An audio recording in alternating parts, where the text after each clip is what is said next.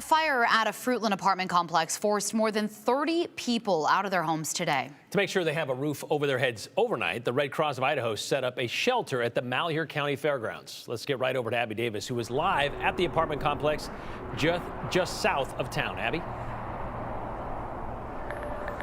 Right, this part of the complex is more or less still livable aside from the power being out, but take a few steps over here and these 3 units are really just completely destroyed. People have been here over the last couple of hours, putting their belongings into trash bags, trying to salvage anything that they can. The chief for the New Plymouth Fire District did tell me that 1 pet died in this fire, but thankfully every person who lives here is okay. Just didn't know what was going on until the fire department got here and got it stopped. This is the charred aftermath of a fire Tuesday that burned part of a Fruitland apartment complex just off Highway 30 in an area known as the Palisades. It was definitely scary.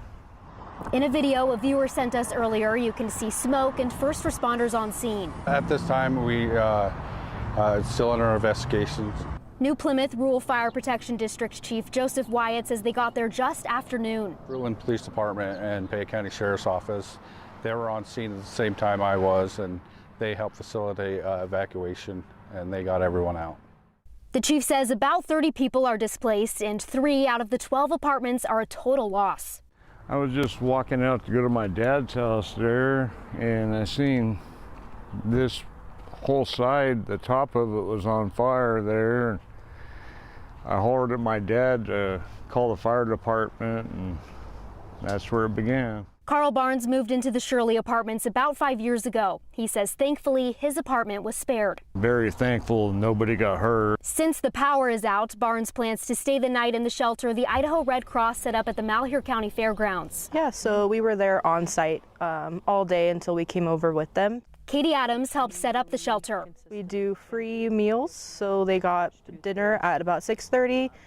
At our shelter, we're also able to accommodate showers, so they're able to shower here. We have snacks, food, water, and a safe place to stay. It's kind of what our community does.